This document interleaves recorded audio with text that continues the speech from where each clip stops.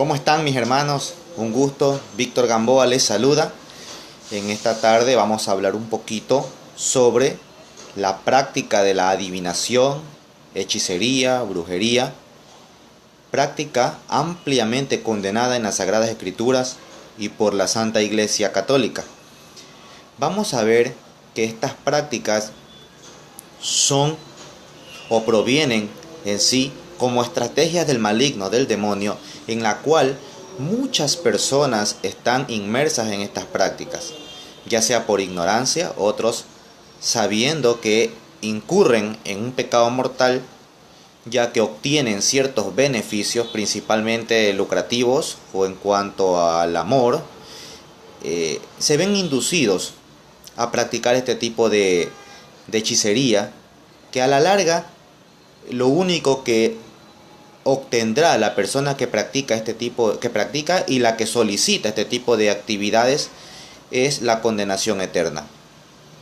Vamos a ver cómo ya en el Antiguo Testamento esta práctica es aborrecida por Dios y nos los manifiesta de la siguiente manera. Si ustedes tienen la Biblia en mano, les invito a que por favor leamos Deuteronomio capítulo 18 versículo 9 y versículo siguiente, que dice así, ¿no? Cuando hayas entrado en la tierra que Yahvé, tu Dios, te va a dar, no aprenderás a cometer abominaciones como la de esas naciones. No has de haber en medio de ti nadie que haga pasar a su hijo o a su hija por el fuego, que practique la adivinación, la astrología, la hechicería o la magia. Ningún encantador, ni quien consulte espectros o adivinos, ni evocador de muertos, porque todo el que hace estas cosas es una abominación para Yahvé tu Dios, y por causa de esas abominaciones desaloja Yahvé tu Dios a esas naciones a tu llegada. Vemos cómo en el quinto libro del Pentateuco, el Deuteronomio, nuestro Dios Yahvé prohíbe este tipo de actividades como la magia, la astrología, adivinación, hechicería, encantador de muertos, de espectros, adivinos, etc. Vamos también, si ustedes me siguen, nos vamos un ratito al libro de Jeremías, capítulo 27, versículo 9, que dice lo siguiente: Vosotros, pues, no oigáis a vuestros profetas, adivinos, soñadores, augures ni hechiceros, que os hablan diciendo: no serviréis al rey de Babilonia, porque profetizan en falso, para hacer que os alejéis de vuestra tierra y que yo os dispersaré y así perezcáis. Dios aborrece este tipo de actividades, adivinos, soñadores, augures, hechiceros. Pero esta práctica no solamente es repudiada en el Antiguo Testamento, que de hecho, si ustedes revisan, por ejemplo, el libro de Isaías, capítulo 47, versículo del 8 al 15, vemos cómo el Señor castiga o reprende a aquella nación que practica este tipo de actividades. De hecho, Él amenaza en este texto bíblico, amenaza con el fuego a quienes han consultado este tipo de práctica. Y también tenemos, por ejemplo, en 1 de Samuel, capítulo 28, del 3 al 19, uno de los casos más formidables en los que Dios castiga a alguien muy querido por él, que en este caso es el rey Saúl, por acudir a estos adivinos. En este caso, él acudió a una adivina de nombre Endor para consultar sobre los muertos o con los muertos. Ante esta desobediencia tan desagradable, Yahvé decide quitarle o desposeerle de la corona y entregar el reino que lo tenía Saúl a los filisteos. Vemos cómo Dios aborrece este tipo de prácticas. De hecho, son castigadas por Dios. Y dice, por ejemplo, el Éxodo capítulo 22, versículo 18, que a la hechicería no la dejaréis con vida, aquellos que practiquen hechicería, magia o brujería y todas estas actividades están eternamente condenados, ya que la actividad que realizan lo hacen por medio de ayuda de demonios. Existe una de las brujerías más consultadas a nivel principalmente latinoamericano, que son los famosos brujos de Catemaco en Veracruz, una localidad mexicana donde este tipo de brujería es muy común, bastante habitual, muy solicitada por la efectividad que tienen a la hora de realizar este tipo de actividades. Cabe recalcar que este tipo de actividades de hechicería, brujería, etc., vienen de la época de la colonia, es más, prehispánica, en la que nuestros aborígenes practicaban este tipo de actividades. Ellos tenían muchas deidades antes de conocer a nuestro Señor Jesucristo. Cuando los españoles vinieron junto con la Iglesia Católica a evangelizar, antes de eso ellos tenían muchos dioses, empezando por la naturaleza. Cada fenómeno de la naturaleza para ellos representaba un dios. Incluso sus gobernantes, por ejemplo, Atahualpa era considerado como un dios para ellos. El sol, el oro líquido se creía que era la sangre del dios de ellos. Y así ellos incurrían en estas actividades. Claro está que en ese entonces para ellos eran desconocidos, ¿no? Al menos lo hacían inconscientemente, pues no conocían a Cristo. Y ellos tenían muchos dioses. Pero ¿qué pasa? Que ellos hicieron mucho, rehusaron a abandonar estas prácticas de santería, brujería, y mezclaron la religión católica, o al menos trataron de disfrazar su idolatría mediante imágenes católicas, y es ahí donde surge la santería. La Iglesia Católica prohíbe la santería porque nosotros no adoramos santos, sino que los veneramos como personas que han vivido en santidad, pero de ahí más nada. En cambio ellos incurren a invocar muertos, la famosa Santa Muerte, o invocar santos para que en ayuda o intercesión de ellos obtengan un favor. En realidad lo que están invocando son demonios, ya que Dios no trabaja o no actúa de esa manera.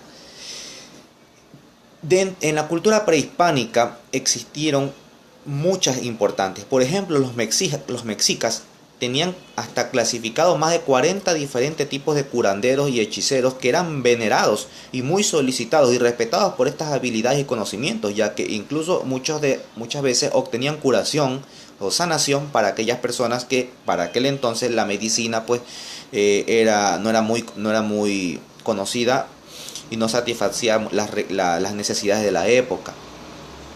Los olmecas, por ejemplo, también eran civilizaciones muy antiguas que habitaron en lo que hoy se conoce como la Veracruz, y también clasificaban curanderos asimismo incluso en jerarquías.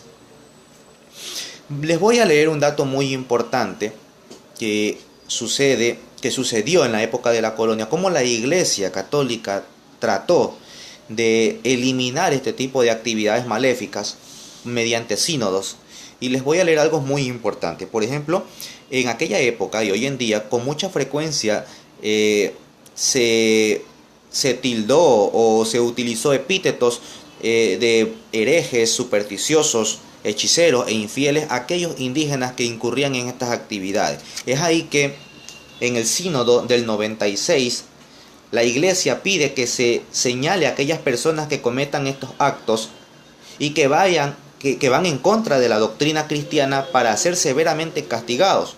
Les voy a leer, por ejemplo, el que dice así: si hay algunos adivinos, hechiceros o hechiceras, brujos o brujas, conjuradores de nublados y tempestades, o que hagan algunos maleficios con hechizos u otras cosas, si hay algunos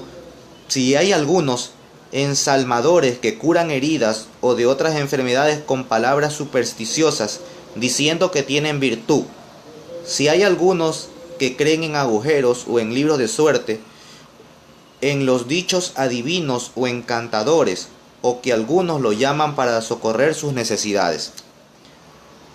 Porque los curas de los indios, refiere así el sínodo primero, puedan hacer lo que deben en el descargo de su conciencia y de la nuestra. Han de dar a entender a los indios los grandes errores de su infidelidad y la pena y castigo que Dios hace a los infieles en el infierno.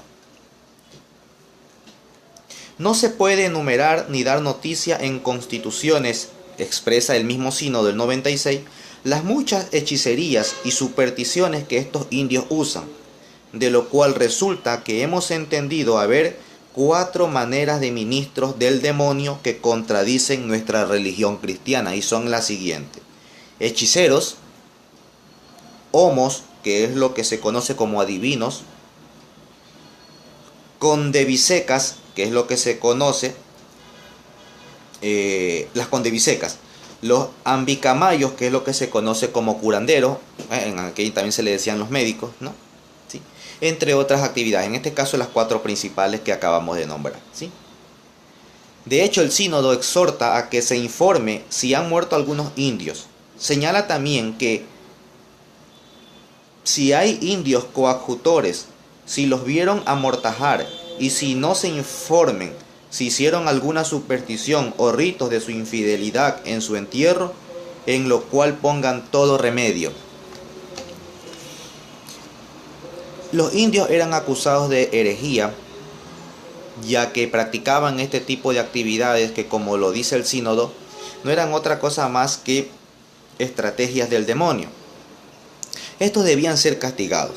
Por eso el sínodo dice así: y los presos, los culpables, nos los remitan, y en los casos de herejía, nuestros curas harán las informaciones con mucho secreto. Y si tuvieran duda si son casos de inquisición o no, con el mismo secreto nos los comuniquen, porque queremos que los que tuvieren culpa sean castigados, y que no se les imponga por caso de inquisición el que no lo sea. Más adelante, en el capítulo C6 del segundo sínodo, se menciona prácticas religiosas de los indios y otros.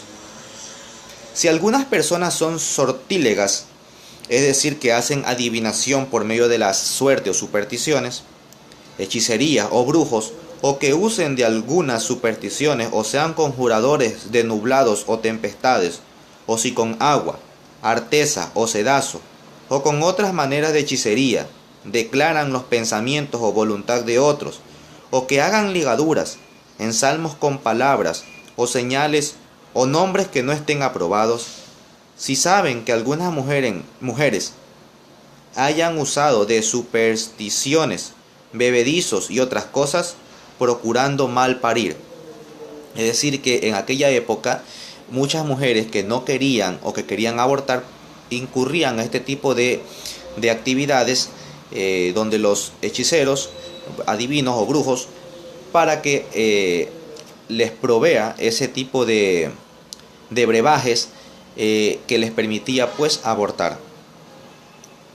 La iglesia siempre persiguió y trató de hacer desaparecer este tipo de herejías y hechiceros y adivinos, destruyéndolo y colocando los cruces en su lugar. En aquella época se ponían muchas cruces en las puertas de entrada de las casas de los indios para evitar de esta manera que el demonio entre, al menos esa era la creencia, y que aquellas personas que practicaban este tipo de rituales pues se conviertan a Cristo, es decir, que la gracia del Espíritu actúe en ellos y dejen a un lado estas prácticas supersticiosas.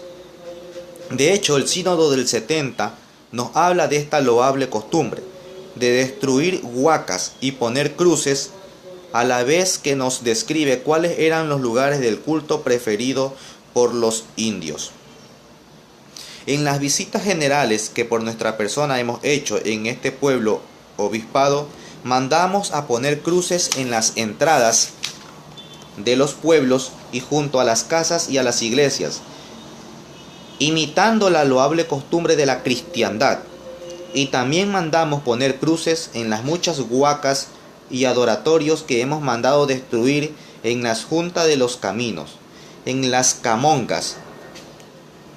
Tiene un significado incierto, que son las cuentas de las lenguas, en las entradas y salidas de los páramos, en los nacimientos de las fuentes, en las lagunas y en los cerros altos, porque generalmente estos son los lugares donde los huacas actúan, y adoratorio de los indios, los cuales nos pareció, porque donde Dios fue ofendido ahora, sea bendecido y reverenciado mediante el símbolo de la cruz.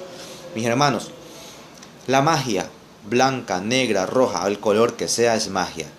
No hay magia buena.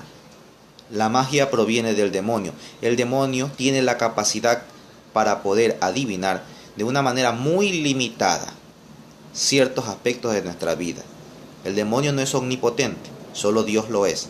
Sin embargo, por su naturaleza superior a la de nosotros y angélica que es, puede lograr ciertas cosas. Estas prácticas incurren en muchos actos negativos y acarrean eventos que hasta cierto punto son extraordinarios en nuestra vida. Eventos demoníacos como infestación en las casas, en los animales, infestación en el lugar de trabajo, incluso influencias demoníacas en las personas que lo practican y las que lo solicitan. Decía el padre Gabriel Amor que todas aquellas personas que realizan este tipo de actividades normalmente están poseídos. También lo dice el padre José Antonio Fortea. Viven con demonios, trabajan para el demonio. Si quieres o deseas obtener una revelación divina, solamente ponte de rodillas ante el Sacratísimo Corazón de Jesús en el Santísimo Sacramento del altar, y Él te la revelará cuando Él desee, no cuando tú lo quieras. Con humildad se pide. No incurramos a estas prácticas negativas que son muy comunes hasta el día de hoy, muy comunes, y que hacen tanto daño y que muchas veces son tan desconocidas que creemos que lo hacemos y que no incurrimos en ningún pecado mortal, cuando en realidad estamos en pecado mortal si incurrimos en estas prácticas. Dios les bendiga. Gracias por ver este video. Un abrazo. Hasta luego.